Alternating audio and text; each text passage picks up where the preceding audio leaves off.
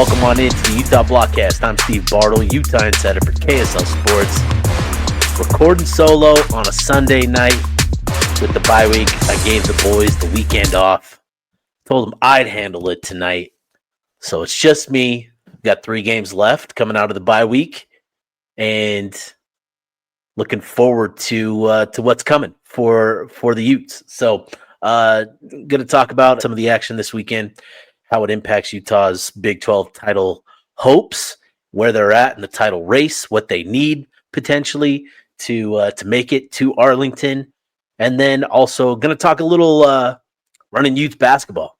Utah's started the season 2-0 with wins over San Jose State and Weber State, and just have some quick thoughts, on Alex Jensen and the new program, and they've continued to build momentum on the recruiting trail as well. They picked up a commitment on Sunday just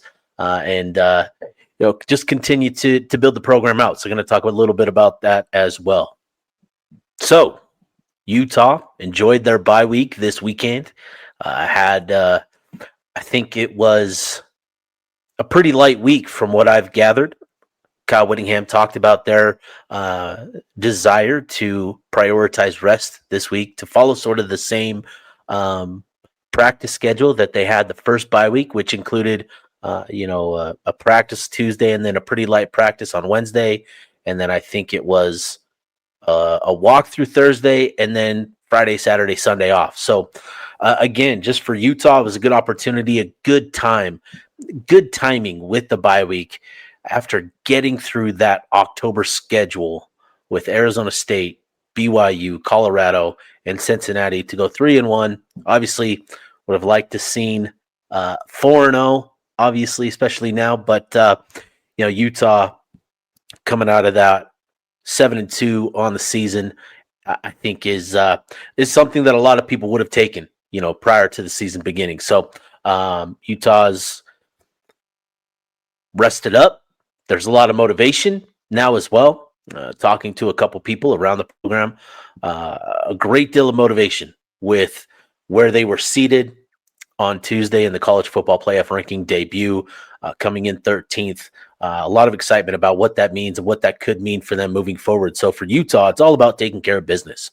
And when you look at the upcoming matchups, you're going on the road to Waco to take on the Baylor Bears, who have been up and down this season. It's been a roller coaster ride for Dave Aranda. They've had to fire a coach and make some changes, and it's just continued to be an up and down sort of experience for the Bears. And when you look at the matchup specifically, and we'll talk more about it throughout the week, obviously, but you really like how Utah matches up. The book on Baylor is run the ball and protect the ball, and you'll have a pretty good shot at winning. And that's what Utah does. They run the ball, they protect the ball, and they play good defense. So this is a pretty favorable matchup for the Utes.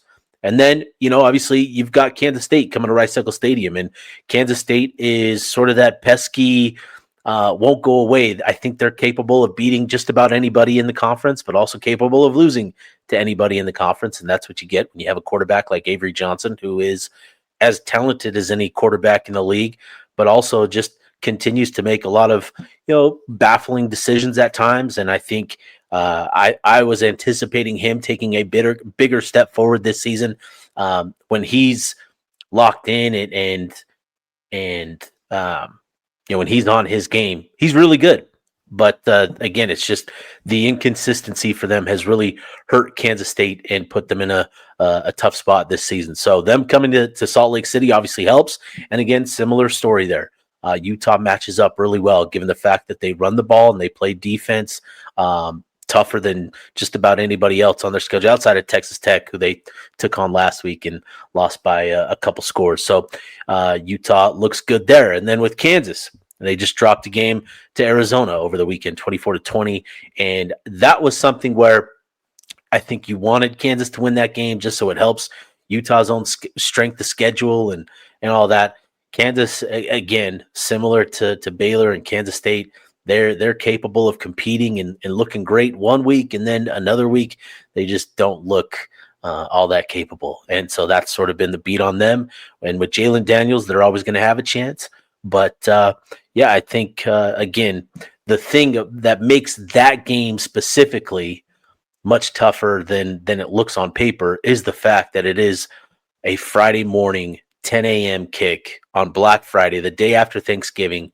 I just booked my travel for the game there. I have to fly in Wednesday night, leave Saturday morning, and so it's stuff like that. It's a weird week with it being Thanksgiving, and so it's that's going to be a tricky one. And for Utah, it's as simple as win out, and then BYU and Cincinnati both losing one more game apiece. To get into a multi-team tiebreaker, that's the ticket for Utah to punch their ticket to Arlington for the Big 12 title game. So that's as simple as it is Utah winning out, BYU and Cincy both losing one more game. And when you look at the upcoming, when you look at the remaining 3 games for each of these programs, it's doable. It's doable. You look at, obviously, we talked about what Utah's got on their schedule with Baylor, Kansas State, and Kansas. For BYU, they will they'll host TCU. They'll go on the road to Cincinnati, and then they'll host UCF as well. So, does BYU run the table? If they do, they're going to Arlington. If they drop one of these games, and I think what you're looking for is the Cincinnati Bearcats to get the win. That's probably the best way for this to all boil down. And then you're looking at Cincinnati. They're going to need to drop one as well. And they take on Arizona, BYU, obviously, and then TCU to finish up the year. And that game will be on the road at TCU. So you look at those games for each of those programs, and pretty favorable, but certainly there's plenty of room for both BYU and Cincinnati to drop one of those 3 games remaining on their schedule. So beyond that, if Arizona State runs the table and they go 7-2, if they factor into it, if Houston factors into it, it doesn't really change things, from in terms of how big it gets. Basically, what you need 4 teams in a multi-team tiebreaker for Utah to have the edge and punch their ticket based on conference opponent win percentage, which would favor Utah. So that's what you need. You need multiple teams in the tiebreaker, and obviously the most likely scenario is Utah, BYU, Houston, Cincinnati ending up all tied together. And again, that would end in Utah meeting Texas Tech in Arlington for the Big 12 title game. Now, as for Utah's college football playoff at-large bid, I think the Big 12 took a hit this weekend with the way that Texas Tech and BYU game played out. Unfortunately, just as excited as we were to talk about the Big 12 potentially earning three bids this year, with the way that BYU stunk it up on Saturday, I think we can throw any thought of the Big 12 getting 3 bids this year out the window, unless just absolute chaos ensues these final 3 weeks. But the Cougs got embarrassed, and that's not going to reflect well on the Big 12. And look, like Texas Tech, that's just what they do. They have an elite defense, right? They have an elite defense. It is really good, and that's I'm excited to get to a game down there at Jones A&T Stadium to see the atmosphere. Obviously, that place was rocking. College game day was there. The place was juiced. It was amped with Mahomes there and everything. They had everything working in their favor. It was, it was pretty cool to see that. So I'm excited to get to a game there eventually. I know they've got it on the schedule for 2027. I think, anyways, that's when that game will be played for Utah and Texas Tech. But with the way that game went, with Texas Tech just completely dominating BYU, any thought of 3 bids this year for the Big 12, unfortunately, I think is on life support. So with that, I think what we'll see on Tuesday is BYU falling from 7, obviously, but I still think they'll be placed directly above Utah. So will it be Texas Tech moving up to 7, potentially higher? I don't know that they'll be able to move higher than 7, but they should. They'll obviously move up and take BYU spot at the very least, and then BYU will fall, and we'll anticipate Utah staying locked in place at 13. But you never know with the playoff committee, so we'll say that it'll be Texas Tech at 7, BYU at 12, and Utah at 13. So what's it going to require for Utah to secure an at-large bid? Well, again, just talking about it and the remaining 3 weeks, you're going to need BYU to drop another game. And then you're just going to have to take care of business as best you can against your schedule. Do what you've done in the last, in 3 of the last 4 games and completely dominating, and get help elsewhere. And that's where we're at with the college football playoff at-large bid as well. And I think again, it's doable when you look at the schedules remaining for the teams ahead of Utah currently. With obviously with Notre Dame, you're going to be hoping for some significant chaos there, and perhaps we get it. We'll see. But, with Texas and Oklahoma, they've got a tough schedule. Both of them. Both have tough schedules. So there's certainly the opportunities for those 2 teams, Texas and Oklahoma, to drop 1 or 2, hopefully 2 games. I think that's what it's going to require, is both of those programs losing 2 of the final 3 games in order for Utah to move up to 10. You don't want to fall at 12. You don't want to come in at 12. You want to be 11. You want to be 10 at the very least to have a chance in an at-large bid. So that's the goal for Utah. And again, the only thing that they can do is continue to take care of business and perform the way they have. So again, just kind of sharing some thoughts on the program. It sounds like, again, rest was the priority for this team, and it came at just the right time. Guys are feeling it. Guys are banged up. Everybody's got injuries. Everybody's got bumps and bruises. So the bye week comes at a great time for Utah to reset, refresh, and get ready for the final 3 games of the season.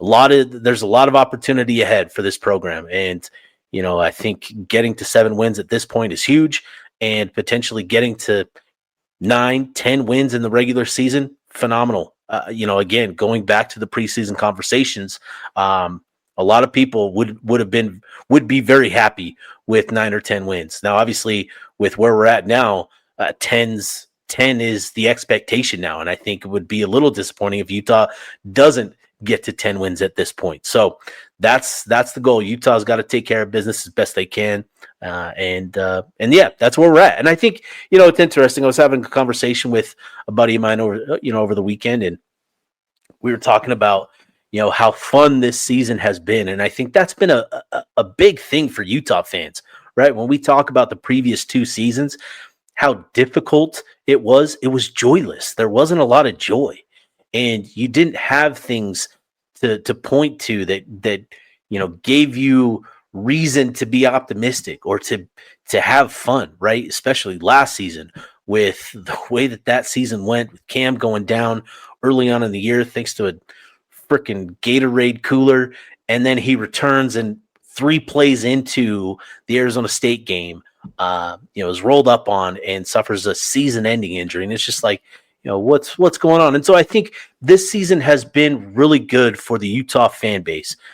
It's been fun, it's been entertaining, and I think that above all else I shouldn't say above all else, but that has been so valuable for this program as we get closer to the end of the season and we start talking about what's on the horizon in the offseason, right? Within the relative conversation of the transfer portal, I just think there's going to be greater motivation for everybody to kind of stick around and to continue to build things compared to last year. Right, you're still going to have your difficulties with the transfer portal because that's just the nature of the business now. But compared to the previous year, I think things are going to be a little different. I think Utah can be a little bit more aggressive, be on the offensive even, this year with the transfer portal, and I think that could be really beneficial. Obviously, we've watched this team, and this offense is really, really fun. It's a lot of fun to watch, but there's clearly areas of that side of the ball that Utah needs help, and it starts on the perimeter at wide receiver. They need to add another tight end or so, and so going into the offseason with this type of season to build on, I think will allow Utah to potentially add those pieces to the roster this offseason to make another run in 2026. So, I think things are trending positively for Utah, but this team, with conversations that I've had with, about players and coaches and their mindset right now, it's all one game at a time. Last week or 2 weeks ago, it was all once they got the Colorado win, it was on to Cincinnati, and everybody talked about we got to beat Cincinnati. And so this week it's all about beating Baylor, and that's sort of the mindset that they've taken on. So again, with the bye week to regroup and recalibrate, for the final stretch of the season, really looking forward to how this team finishes the year. Let's switch gears here. Let's talk a little running Utes basketball. I have been up there now for 2 games, a couple exhibitions, and I shouldn't say 2 games and a couple exhibitions, but they've played 2 regular season games. I watched both exhibitions, one at home versus Nevada and the other one on the road against Oregon. And, with this running Utes squad, I think it is a more entertaining brand of basketball for just the casual fan. I think Utah has guys that can do things that, the previous rosters under Craig Smith just weren't capable of doing, with players like Terrence Brown and Don McHenry, guys that can break defenders down off the dribble, blow by defenders with their athleticism, get to the rim. I think it's just an easier on the eyes type of watch for running Utes fans. And with this team, watching this offense, the ball movement can be really, really fun. It can be a lot of fun to watch this group move the ball. There's not a lot of get ball, look, observe, take a half second, take a second. It is get ball, boom, make a decision. It's quick. The tempo, there is a high tempo offense. And again, I think it speaks to sort of what Jensen wants on the offensive side of the ball. He wants guys that can make quick decisions. He wants guys that can break down defenders, that have the athleticism to get to the rim, guys that are capable of shooting. This isn't a tremendously strong shooting team, but they've got a couple shooters and a couple guys that are emerging that can knock down shots. Jacob Patrick is the spot up shooter for this team, and he's been really good in catch and shoot situations. I think he's knocked down 4 so far this season, and he's a tough defender as well. He's willing to move his feet. He's willing to defend. He's tough. He's not the most athletic guy, but he's a guy that I think will be really, really important. What's been probably the most pleasant surprise so far through the first 2 games has been true freshman Kendall Saunders. He's sort of settled into a role as kind of a corner 3 specialist. He knocked down 2 more against Weber State. I think he had one against San Jose State as well. But he's kind of a nice find for Utah. A 6'8", 215-pound freshman was a late find out of IMG Academy. And, he's a post-grad type of kid. He's kind of emerged as a player that I think is going to continue to see minutes and see have a role in the rotation as we move forward against tougher competition. I think he's really impressed, and as long as he just continues to put in the effort, knock down shots while they're there, obviously that's going to continue. What's been really interesting with this team, Seydou Traore, 23 points on 9 of 14 shooting on Monday against San Jose State, and then goes scoreless against Weber State. And I think that's going to be an interesting thing to watch in these next few games. How assertive is he going to be? I thought he was really assertive coming into the season, having watched scrimmage and watching the exhibitions. He played against Nevada at least, I should say, the first half. Didn't play against Oregon, but in my opportunities to watch this team, I always thought that he was pretty assertive and looked for his offense, looked for offense for others, looked capable of generating offense for others. We saw that Monday night against San Jose State, but then he just kind of wasn't able to impact the game against Weber State. He went scoreless, wasn't able to knock down any of his shots. I think he finished 0 of 3 from the field that was in the second half. He was 0 of 8 from the field, finished with 3 rebounds and 1 assist, scoreless on the night, was still plus in the plus minus column at +9, which is encouraging. And he was credited with a number of defensive stops, but he's going to be kind of an X factor for me because of what we've seen in 2 games. He can go for 23. He can also go scoreless. And I think Utah's got to find a way to generate more consistent looks for him. I shouldn't say more consistent looks, but he's got to find a way to be more consistent moving forward and contribute in ways beyond just scoring. And, he finished with 3 rebounds and an assist, but those 3 rebounds didn't come until late in the game. So that's going to be important for him to find ways to contribute and impact the game beyond just scoring. Because, when he does score, it's pretty impressive. Again, 23 points on 9 of 14 shooting. That's impressive.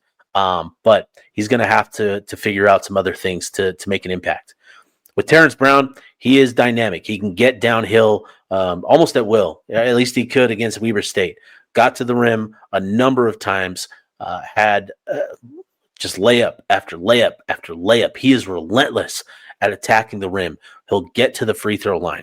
Now, he's going to have to figure out other ways to score because the athleticism is going to increase as we get against as Utah starts to compete against some of the tougher teams on the schedule, the Mississippi States, Cal, Washington, then getting into conference play. He's going to have to figure out other ways to score. A pull-up jumper, a floater, a step back, those types of things. But right now, it's working. He can get to the rim. He can get to the rim pretty easily at times, and he can finish. And I think that's been really impressive. He's athletic. He can get off the floor and go up and finish among the trees. And it's really impressive to watch. And what's been more impressive is how Don McHenry, he's the veteran of this group, how he's sort of taken to playing an off-ball role with Terrence Brown. And that's going to be really, really important for him moving forward. He's got to continue to work on his catch and shoot numbers. He knocked down a number of really important 3-pointers for Utah against Weber State, knocked down the 3 that sent the game into overtime even. And, he can break down defenders at times as well. He's a crafty lefty. He can finish in a number of ways. But again, just getting more and more comfortable working off ball and working in catch and shoot situations, because I think there's the ball movement, whether it's Terrence Brown breaking down a defender or the ball movement generating looks for him. I think that's got to be a source, a pretty significant source of production for him is catch and shoot numbers. So that's going to be the key for him. And then with Utah, obviously they're not the biggest team already, and they're currently down 2 of their bigs in James Okonkwo and Ibi Traore, both of whom. So Okonkwo has to serve a 3-game. He has to sit out the first 3 games. So he's got 1 more game tomorrow night against Holy Cross where he'll be out, but then he'll be able to suit up after that. And he's a 6'8", 245-pound big that's athletic. So he's in that type of role of not being the tallest, not being super tall, but he is super athletic. He can get off the floor. He can go up. He can contest. He can finish at the rim. And that's going to be the key for him is finishing around the rim and protecting the rim. As long as he can be a big body to help and move Keanu Dawes off of having to match up against the opposing 5s, I think that'll be really, really helpful. And then with Ibi Traore, he's getting close. So again, remember, he suffered the season-ending injury literally the day before the season started last year. He is practicing. He's going through warm-ups and pregame, and he is getting close to returning to action. So probably not for another maybe week or so. But the fact that he went through warmups fully dressed and all that indicates that he's pretty close. So again, he's another 6'9", long, athletic type of big who can go up and finish. He can protect the rim. So adding those two to the mix will help Utah's front court, which right now is, again, it's already pretty thin. And without those two, it's even thinner. So getting those two back will help Utah compete against some of these bigs. But that was kind of the issue against Weber State was they had some thick boys down down low and some guys capable of posting up and moving Keanu Dawes and those guys off the block a little bit. And that was the problem. They just were able to create a lot of easy looks and finish around the rim. So getting Okonkwo, getting Traore back will really help things. But, again, I think Monday night, I shouldn't say again, but Monday night, this team will be back in action at the John M. Huntsman Center. They'll be taking on Holy Cross. And this is an opportunity for Utah fans to just, again, go up, watch the team. It's a fun brand of basketball. This program, it has a long ways to go. Like, there's a lot of things that need to be worked on, need to be addressed.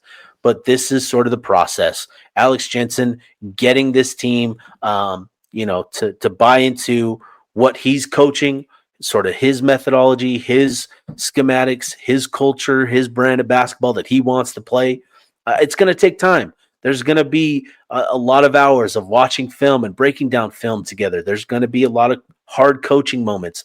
It's all sort of a process. So this team is a long ways away from being a finished product, but in its current form, I think there's a lot of pieces that will at least provide entertainment and provide the sort of team that I think Utah fans want to watch, want to appreciate.